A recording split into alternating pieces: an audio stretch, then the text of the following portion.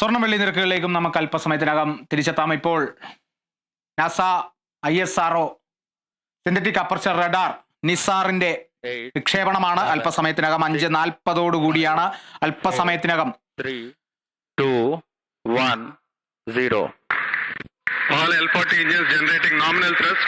S139 motor Plus 5 ignited. seconds. America India സംയുക്ത ദൗത്യമായ ബഹിരാകാശ ദൗത്യമായ നിസാർ എന്നും പറയും. NASA ISRO synthetic aperture radar വിക്ഷേപണമാണ് ഇപ്പോൾ കണ്ടത്. GSLV F-16 Mark II പേടകത്തിലാണ് GSLV F-16 का उत्थापन द्वितीय प्रमोशन കുതിച്ചുയരുന്നത്. और ये अपने गंतव्य की ओर बढ़ता हुआ 700 കിലോമീറ്ററിന് മുകളിലുള്ള സൗരസ്ഥിര ഭ്രമണപഥത്തിലേക്കാണ് महसूस कर पा रहे हैं ഈ ഒരു मिशन ഉപഗ്രഹത്തെ എത്തിക്കേണ്ടത്. ഇന്ത്യയെ സംബന്ധിച്ച്, അമേരിക്കയെ സംബന്ധിച്ച്, ഭൂമിയിലെ ജനങ്ങളെ സംബന്ധിച്ച്, ഭൂമിയിലെ മനുഷ്യരെ സംബന്ധിച്ച് ഏറ്റവും നിർണായകമായൊരു ദൗത്യം എന്ന് തന്നെ നമുക്ക് പറയാൻ സാധിക്കും. കാരണം ഭൂമിയുടെ ഭൗമ നിരീക്ഷണ ഉപഗ്രഹമാണ്.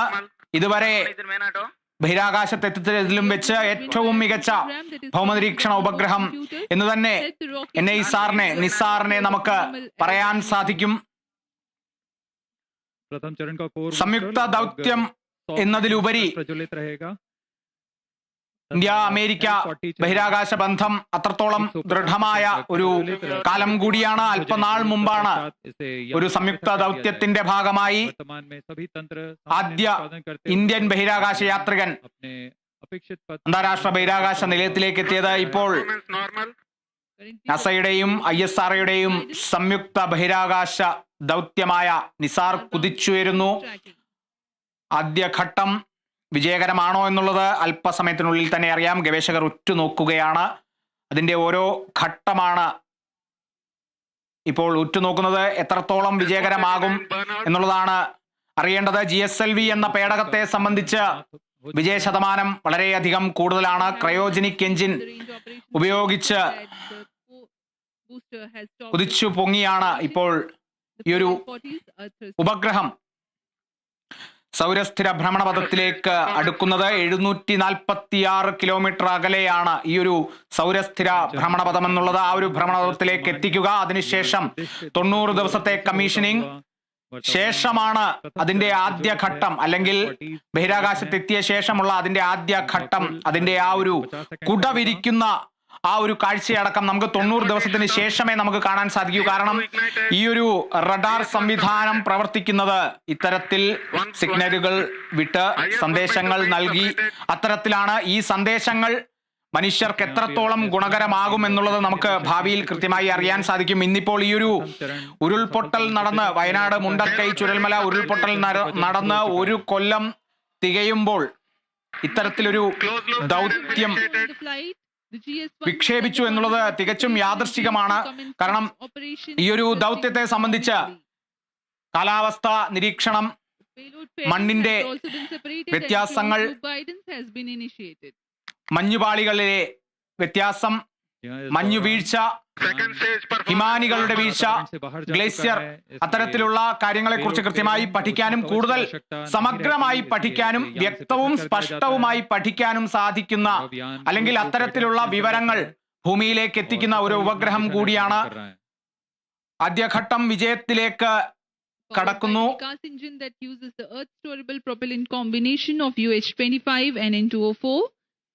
The second stage of GSLV develops 846 kilonewtons ആദ്യഘട്ടം വിജയകരമാണ്. രണ്ടാം ഘട്ടത്തിലേക്ക് കടന്നിരിക്കുന്നു. അവിടെ നിന്നുള്ള സന്ദേശങ്ങൾ നമുക്ക് കേൾക്കാൻ സാധിക്കും. എല്ലാവരും ആഹ്ലാദത്തിൽ തന്നെയാണ്. 2014 കരാർ ഒപ്പിട്ട ഒരു പദ്ധതിയാണ്. 10 വർഷത്തിലധികം ഈ ഒരു പദ്ധതിക്കായി ചെലവഴിച്ചിട്ടുണ്ട്. നാസയും ISROയും 10,000 കോടിയിലധികം രൂപയാണ് ISROയും നാസയും ഈ ഒരു പദ്ധതിക്കായി ചെലവാക്കിയിട്ടുള്ളത്. ISROയെ സംബന്ധിച്ച് ഏറ്റവും വലിയ ബഡ്ജറ്റ് കൂടുതലുള്ള ഒരു ദൗത്യം എന്ന് തന്നെ പറയേണ്ടിയിരിക്കുന്നു. കാരണം ചന്ദ്രയാനെയും അതോടൊപ്പം തന്നെ മംഗൾയാനെയും ഒക്കെ സംബന്ധിച്ച് വളരെ ചുരുങ്ങിയ ചെലവിൽ മികച്ച ഫലം നേടിയെടുത്ത നമ്മൾ ഈ ഒരു പദ്ധതിയിലേക്ക് 10,000 കോടിയിലേറെ രൂപ ചിലവാക്കിയിട്ടുണ്ടെങ്കിൽ അതിന്റെ നേട്ടം ഭാവി കാലത്ത് മനുഷ്യ വംശത്തിന് തന്നെയാണ്. Second stage performance normal. ഇത്തരത്തിലുള്ള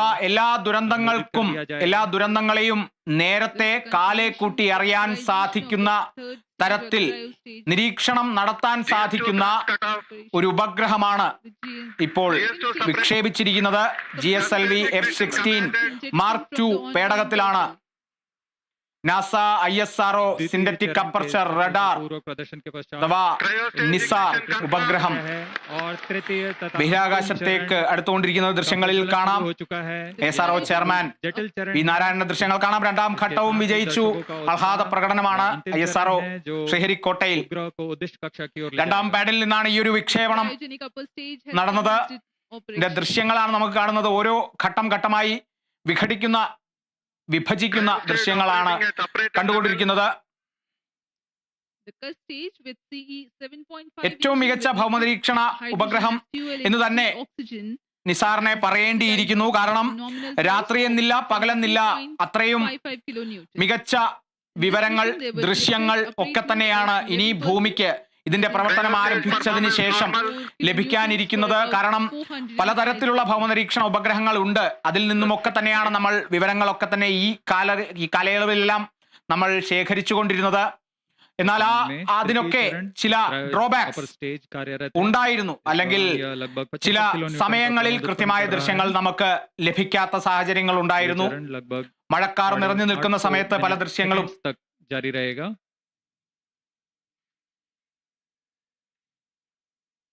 वर्तमान में सापेक्ष गति 3.49 किलोमीटर प्रति सेकंड तथा ऊंचाई 514 किलोमीटर की हो चुकी है.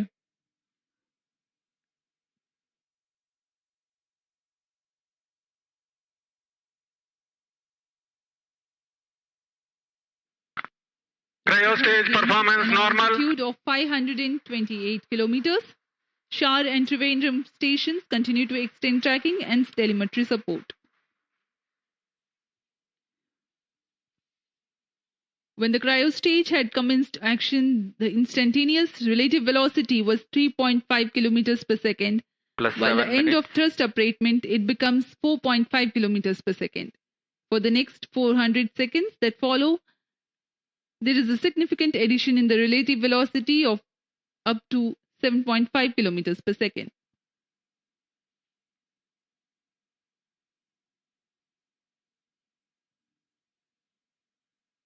Cryo stage performance normal. सभी विशिष्ट वैज्ञानिक यहाँ उपस्थित इस घटना के साक्षी बनने के लिए. तृतीय चरण का निष्पादन पूरी तरह सामान्य. इस दौरान भू स्थित रडार स्टेशंस शार तथा त्रिवेंद्रम इसे भलीभांति ट्रैक कर रहे हैं.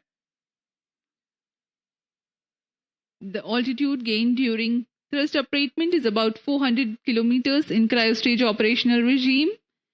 When the thrust upratement ends, there is a considerable increase in relative velocity at a marginal loss of altitude. Plus 8 minutes.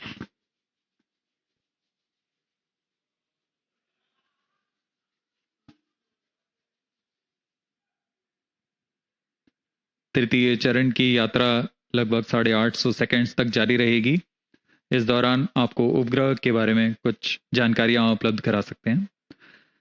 NASA ISRO synthetic Cryo aperture stage radar, performance normal. जिसे संक्षिप्त में निसार कहते हैं, वैज्ञानिकों को प्राकृतिक खतरों और विनाशकारी घटनाओं जैसे भूकंप, ज्वालामुखी विस्फोट और भूस्खलन जैसी प्राकृतिक घटनाओं को बेहतर ढंग से समझने के लिए मदद करेगा.